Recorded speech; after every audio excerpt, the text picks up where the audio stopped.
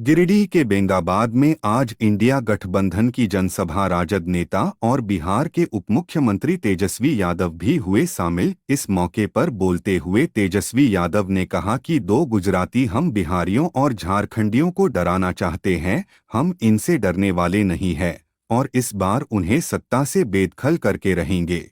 इस सभा को झारखंड कर मुख्यमंत्री चंपाई सोरेन और गांडे की प्रत्याशी कल्पना सोरेन ने भी संबोधित किया और कहा कि आगामी 20 मई को इंडिया गठबंधन के प्रत्याशी को भारी बहुमत से जिताना है। ये उसका चुनाव है, ये आम चुनाव आम लोगों का है, ये आपके मुद्दों का चुनाव है, ये आपके हक अधिकार का चुनाव है, ये आपके संविधान को बचाने का चुनाव है, ये आपके अपने लोकतंत्र को बचाने का चुनाव है। क्योंकि ये चुनाव में बीजेपी वाले मुद्दों की बात नहीं करते, ये यहाँ पे दूसरे जितनी फालतू चीजें होती हैं उन लोगों की बात करते हैं। लेकिन मेरा ये आप लोगों से आग्रह होगा कि आपके जो अपने ज्वलंत मुद्दे हैं, आपके जो रोजमर्रा की जरूरत है, वो मुद्दों पर में बात होनी चाहिए। और इन मुद्दों पर बात करने के लिए हम भी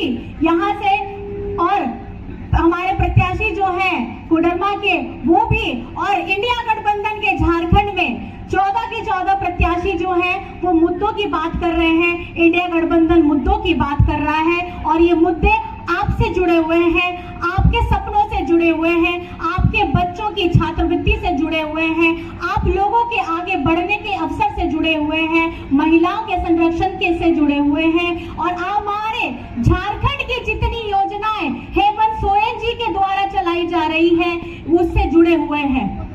मैं यहाँ पे सिर्फ 3 मुद्दों पे आपसे बात करना चाहती हूँ और 3 मुद्दों की अपील भी आप लोगों से कहना चाहती हूँ।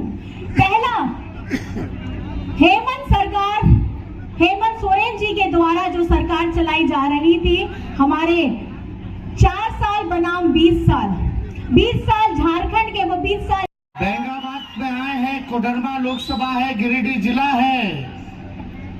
एक बड़ा काम या एक छोटा काम बता दो जो मोदी जी ने बेंगाबाद के लिए किया हो। क्या किया, एक काम बता दीजिए जो बेंगाबाद के लिए विशेष तौर पे किया हो या कोडरमा के लिए किया हो।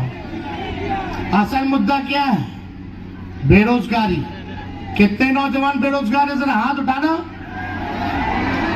नौकरी मिलना चाहिए था कि नहीं मिलना चाहिए था? आपको पता है पूरे देश में 25 करोड़ नौजवान ओवर एज हो गए, उम्र निकल गया, मोदी जी ने नौकरी नहीं दिया। अब प्रधानमंत्री जी का उम्र कितना है? 75 है, अब 5 साल और मांग रहे।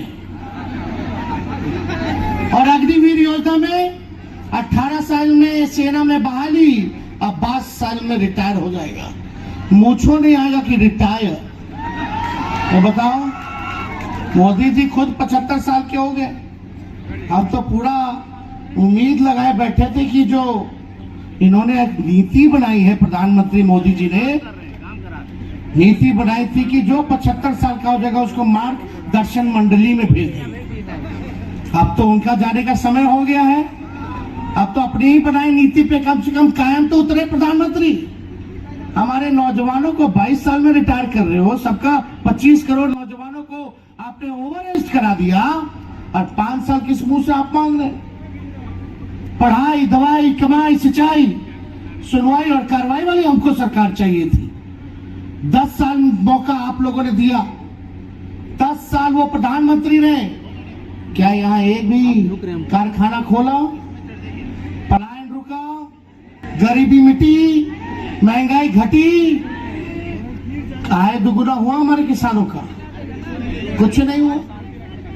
कोई अच्छा अस्पताल बनाया हो तो बताओ, कोई बढ़िया विश्वविद्यालय बनाया हो तो बताओ, कोई अच्छा मॉडल स्कूल बनाया हो तो बताओ। कोई काम नहीं। लेकिन बहन कल्पना जी अपने सरकार के कामों को गिनाया, बुरे वक्त में हिलती नहीं।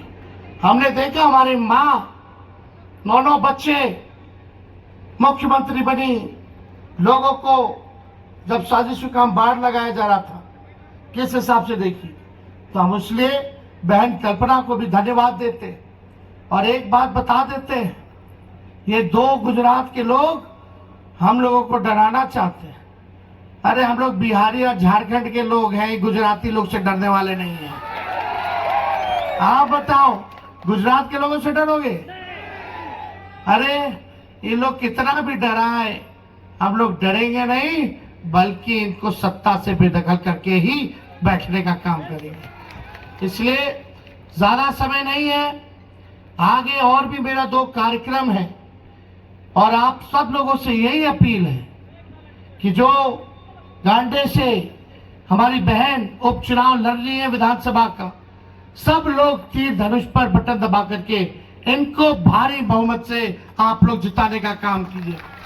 और साथ ही साथ हमारे जो माले के प्रत्याशी विनोद सिंह जी कोडरमा से 3 तारा पर बटन दबा करके विजयी बनाने का काम कीजिए।